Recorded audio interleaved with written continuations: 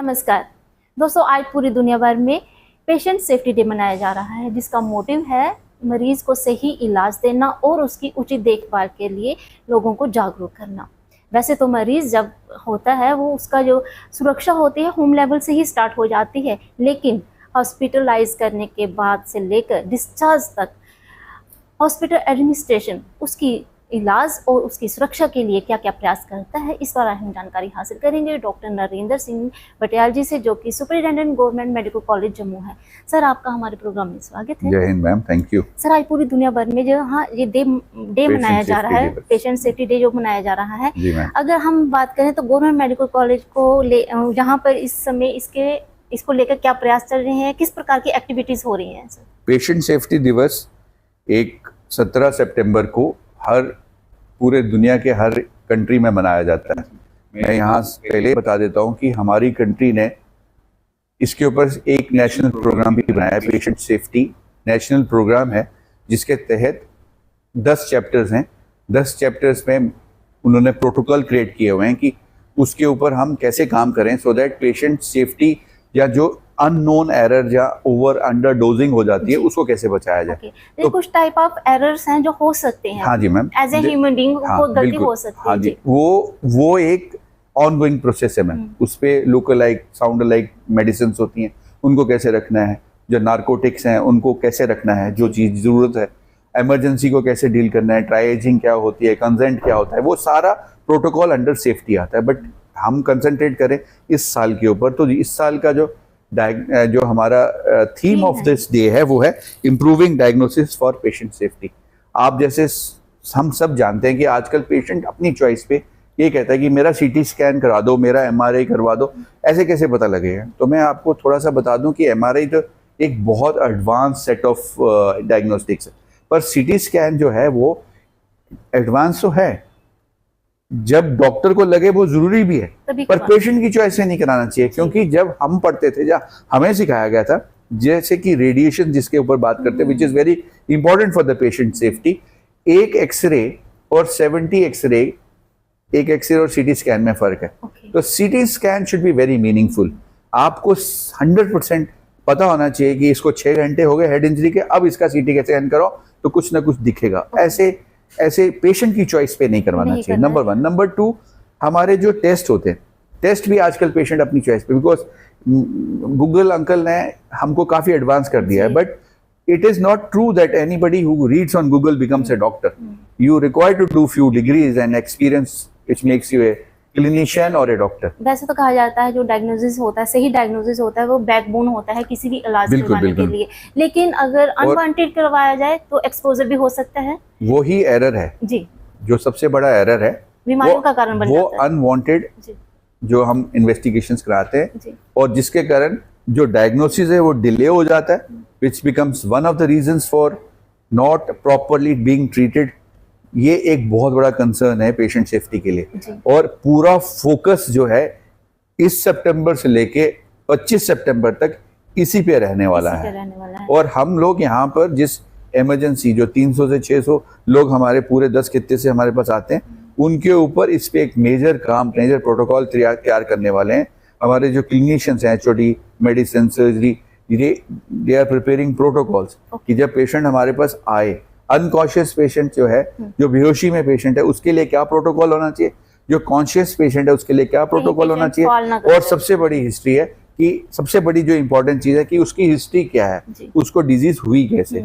Ma'am, आज हम contagious world में हैं, अभी हम कोविड से बाहर निकले, अभी डेंगू का सीजन चल रहा है, ये सारी चीजें जो हैं वायरल डिजीजेज हैं। वायरस एक ऐसी चीज है जो बता के नहीं आता, बट जब वो प्रेजेंट करता है तो फिर उसका प्रोटोकॉल बनता है। तो इन चीजों के लिए भी हम प्रिपेयर्ड हैं, जिसके लिए हम लोग कहते हैं कि अगर पब्लिक प्लेस में जाओ तो मास्क पहनो, हैंड सैनिटाइजर, हैंड वॉश करो, प्रॉपर डिस्टेंस मेंटेन करो। तो ये पेशेंट सेफ्टी, क्योंकि पेशेंट तो वही बनता है जो ये गार्ड्स डाउन करता है, जहाँ कोई ऐसी चीज खा लेता है, पी लेता है, जहाँ उसको वायरस या बैक्टीरिया लग जाता है। अदरवाइज तो हम सब इंसान है। सर, आपने मेडिसिन एरर की बात की, मेडिकेशन एरर जो होता है सर, जो हॉस्पिटल में दवाइयाँ दी जाती हैं वो तो डॉक्टर की देखरेख में दी जाती हैं, लेकिन जो लोग सेल्फ मेडिकेशन करते हैं वो कितनी खतरनाक हो सकती है? सर, आज की डेट में जो एंटीबायोटिक रेजिस्टेंस जो एक पूरा नेशनल प्रोग्राम बन के आ गया है, जिसके कारण सोचा जा रहा है कि आने वाले 50 साल में we will not have antibiotics left because our body will be resistant. Resistance हो जाएगी। इसका मेजर कारण जो है सेल्फ मेडिकेशन। सेल्फ मेडिकेशन क्या है, दो किस्म की है। एक तो आप काउंटर से खुद सेल कर लेते हो गूगल की मदद से, दूसरा एक प्रिस्क्रिप्शन कभी आप रख लेते हो जो आपको कभी सूट कर गई और फिर वो जब तक आपकी शूटिंग उसके साथ रहती है तो आप वो लेते रहते हैं। और तीसरा एरर भी है मैडम, मैं बता दूं, कभी कभार इन्फ्लुएंस भी होता है कि कोई दवाई लिखनी है तो लिख देते हैं लोग, बट अदरवाइज जो बेसिक है पर्पस वो गार्डेड यूज ऑफ मेडिसिन ही होनी चाहिए। It is not a good friend but it is a very bad enemy. This should be remembered. Sir, being a human गलती हो सकती है, गलती किसी से भी हो सकती है। आपके यहाँ पे नर्सेस डॉक्टर्स के अगर कहीं कोई गलत इंजेक्शन लग जाता है, कोई एक्सपायरी डेट का ग्लूकोज अगर लग जाता है तो कार्रवाई के डर से उसे छुपाया ना जाए, बता दिया जाए ताकि उस पर काम किया जा सके। There is a event reporting format which is there in the emergency. जो एरर्स होते हैं ना ma'am, errors are basically a learnings for us. कैसे हुआ, क्यों हुआ, उसका ऑडिट कहते हैं हम। Audit is a regular part. Madam मैं आपको ये भी बताता चलता हूँ कि अगर हमारे यहाँ कोई डेथ हो जाती है ना, चाहे वो किसी भी तरीके से होती है, हम उसको ऑडिट करते हैं which becomes a learning from the next case for us.